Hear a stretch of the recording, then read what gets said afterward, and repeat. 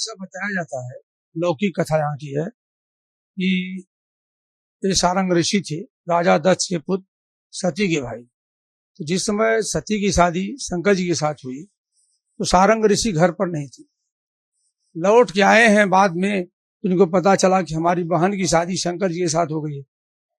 शंकर जी बैरागी पुरुष और सती राजकुमारी, इसलिए उन्होंने अपने पिताजी से कहा कि पिताजी, एक बैरागी पुरुष साथ एक राजकुमारी की शादी कर दी है, उनके साथ कैसे रहेंगे? न उनको खाने को है, न वस्त्र है, न रहने के लिए मकान है, भांग धतूरा खाते हैं। तो कहे सुने इसके बाद अच्छा ठीक है, अब तो माला कर ही दी है, एक काम करिए, कुछ धन दौलत दे दीजिए, जो ले के जाऊं उनके लिए खाने पीने रहने की व्यवस्था करके तो आऊं। वही भेंट करने की, अपनी बहन से भेंट करने के लिए सारंग ऋषि वहां से चले। आते आते आते थकान महसूस हुई, यहाँ ऋषि पत्थरमार था, बस यहाँ बर का पेड़ था, बस यहीं लेट गए। लेटने में नींद आए, नींद में देख क्या रहे हैं, पूरी काशी है सोने की, जिसके बाबा विश्वनाथ जी मालिक।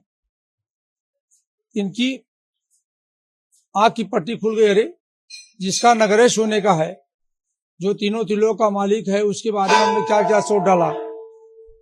तब यही बैठ करके बाबा सारंग ऋषि जी तपस्या किए, घोर तपस्या किए, इतनी तपस्या की कि इनके शरीर से लावा फटने लगा। तब बाबा विश्वनाथ जी स्वयं प्रकट हुए और इनको घर ले जाने लगे, लेकिन गए नहीं। इन्होंने कहा अब हम कहीं नहीं जाएंगे, न यहीं जाएंगे न वहां जाएंगे, अब हमारे लिए कहीं यही स्थान बनाइए जो यहाँ यही हम भी रहेंगे। तब बाबा विश्वनाथ जी आगे वाले में स्वयं प्रकट हुए हैं और इनको वरदान दिए हैं कि आप हमारे रूप में पूजे जाएंगे, और दूसरा वरदान दिए कि 1 महीना सावन भर हम आपके साथ विराजमान रहेंगे। काशी की मानता है कि बाबा विश्वनाथ जी वहां ना रहकर यहाँ रहते हैं।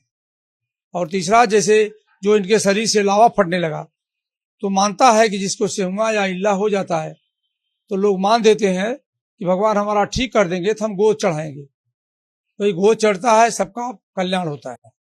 और दूसरे हैं सोमनाथ, इनको आदि गुरु शंकराचार्य जी ने स्थापित किया है। उस समय जिस समय महात्मा बुद्ध को ज्ञान हुआ तो बौद्ध धर्म बहुत तेजी से बढ़ने लगा और सनातन धर्म लुप्त होने लगा।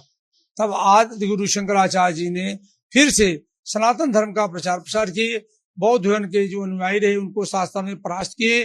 तब पहली स्थापना यहाँ सोमनाथ के नाम से की है। तो पीछे हो गए शंकर जी, आगे हो गए उनके साले सारंगनाथ, इन्हीं के नाम से सारनाथ कहा जाता है। आगे सार, पीछे नाथ। जीजा और साले का अगर प्रेम देखना हो तो वाराणसी आइए। जी हाँ, वाराणसी के सारनाथ स्थित सारंग देव का मंदिर है, जहाँ पे बाबा भोलेनाथ तथा उनके साले सारंग का एक साथ पूजा होता है। इस मंदिर के अंदर 2 शिवलिंग स्थापित है, जिसमें एक बाबा सारंगनाथ तो वही बाबा दूसरे एक काशी विश्वनाथ भी स्थापित हैं।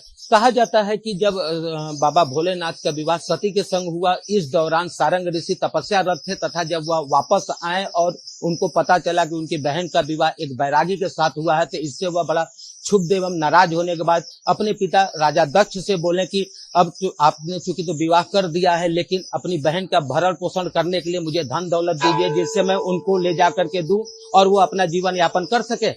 वहां से धन लेकर के जब वह वाराणसी के सारनाथ स्थित इस टीले के पास पहुंचे और यहाँ पे उनको रात्रि में नींद आई, लेकिन उस नींद के दौरान स्वप्न में यह पूरी काशी ही उनको सोने की दिखी, जिससे उनको आत्मग्लानि हुई और वह यहीं पे तपस्या करने लगे। तपस्या के उपरांत बाबा भोलेनाथ तथा सती ने स्वयं उनको दर्शन दिया और वह अपने साथ ले जाने के लिए सारंगनाथ को बोले, लेकिन सारंगनाथ ने साफ कहा कि जहां आप स्थापित हो वहां मेरा पूजा कैसे हो सकता है तथा एक साला होने के नाते मुझे गाली ही दिया जाएगा। इसके बाद भगवान भोलेनाथ ने इनको तपस्या रथ के बाद इनको आशीर्वाद दिया कि सावन भर मैं आपके साथ रहूंगा, और तब से ही यहाँ पे यह सारंगनाथ मंदिर में भक्तों का जमावड़ा होता है। साथ ही इस मंदिर का एक और बड़ी खासियत है कि इस मंदिर के बगल में जो कुंड है, इस कुंड में अगर कोई स्नान कर लेता है तो इस स्नान मात्र से जहाँ चर्म रोग दूर होता है वहीं पुत्र रत्न की प्राप्ति भी होती है। कैमरा पर्सन नवनीत राय के संग बिमलेंद्र राय, भारत एक्सप्रेस, वाराणसी।